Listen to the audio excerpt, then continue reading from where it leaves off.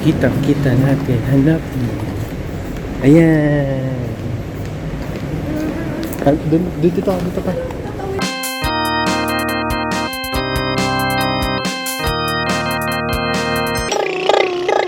Yeah! Ipapay, pinchapay!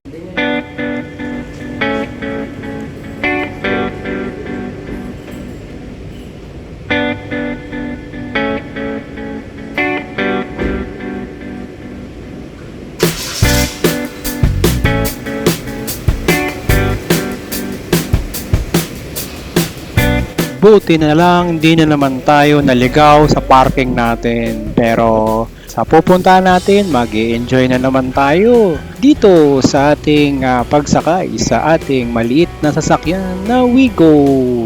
Papunta po tayo ngayon sa Binondo ngayon at dito tayo nag-park sa may PITX. I-check natin kung nakalock o hindi nakalock ang aking kotse para hindi tayo manakawan sa loob. Yan na po! Tara na! Sakay tayo ng LRT papunta sa Binondo. Yababay! Pichapay!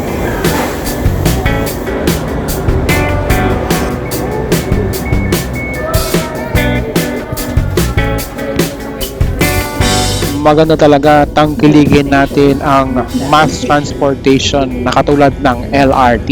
Maganda ito dahil nakakabawas ka na sa traffic at nakakabawas ka rin sa pollution.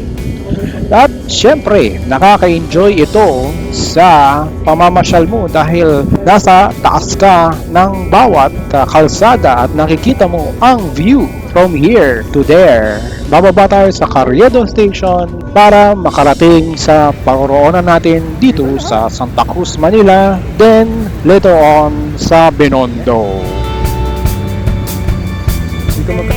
At nakarating na nga tayo dito sa Binondo. At syempre, bubungod sa inyo ang fountain dito sa may park nito ng Santa Cruz. At syempre, palakad po tayo sa inner roads ng Binondo. At makikita nyo, napakatao dito ngayon dahil katatapos lang ng Chinese New Year sa mga oras na ito.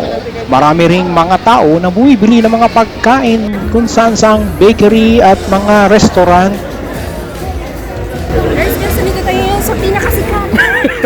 At syempre, kasama natin ang ating vlogger ngayon na ang microphone niya ay electric fan. Maraming turista rin ang pakalat-kalat at syempre kung anong pinipila nila, hindi natin alam. Syempre, marami rin tayong nakikita pa rin mga nakapila. Pipila din tayo. Yan ang Pinoy. Maraming pila din. Habang palipit tayo ng palapit sa Ongpin, Chinatown, marami ring tao dito. Konting ano lang pala, konting kembot lang, ano na. Lumagpas na po tayo ngayon sa isang arco ulit. Siyempre, palakad-lakad pa rin tayo.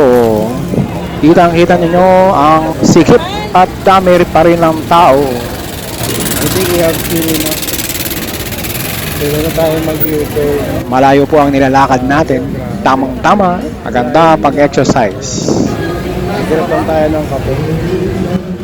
Naghahanap po tayo ng kapihan sa mga oras na ito.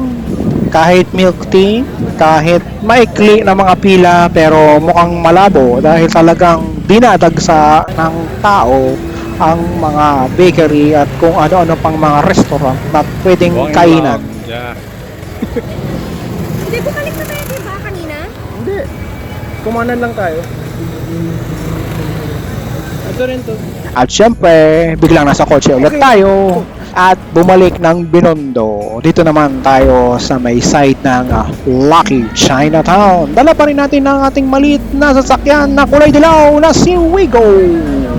Ako po si Soned. Ito na naman tayo sa ating walking vlog. Kunin natin ang parking ticket natin. Baka kasi mawala at doon yan sa loob binabayaran. Iya, Papa Beautiful. At 17.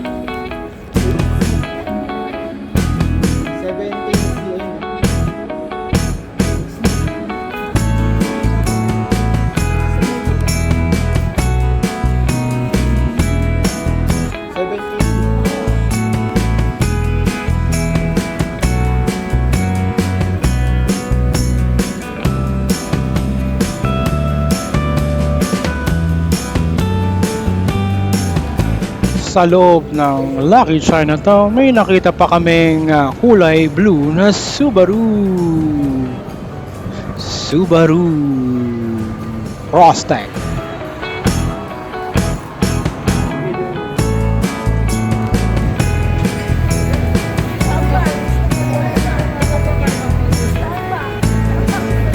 Uwi na tayo.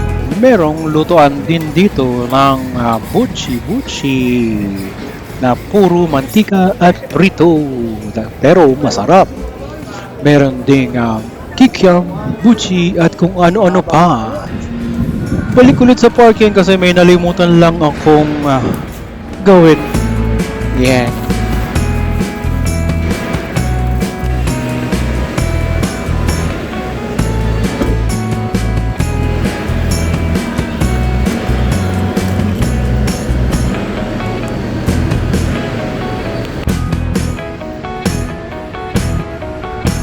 Ito po ang ating kalagayan dito sa Binondo. At makikita ninyo ang skyline ng Binondo. Ito po ang Maynila. Nasa Chinatown pa ngayon tayo. Chinatown, Binondo. Yun po yung Binondo Church. Yun doon. Yun. Tapos nandito tayo sa Binondo. Lucky Chinatown. No? Ako po si Soned. Yapan pa yung picture. Bye!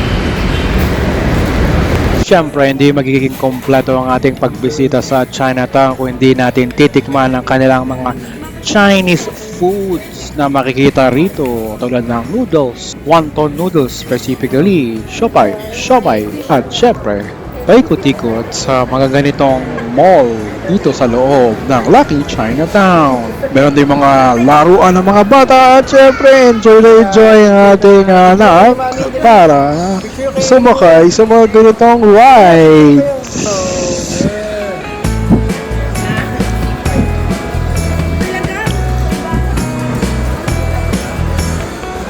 Uy, bilis pala yan.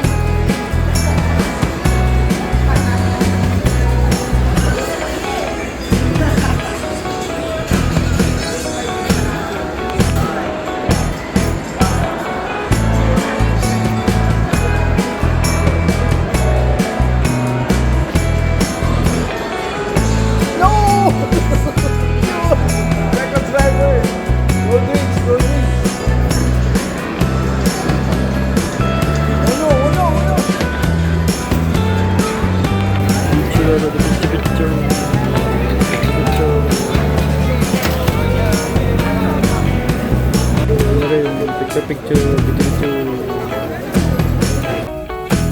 Diyan pa lang kasama ni Ernie. Dito na po nagtatapos ang ating pamamasyal sa Binondo at balik na po tayo sa ating normal na parking, ang parking natin kung saan mall din dito sa loob ng Cavite.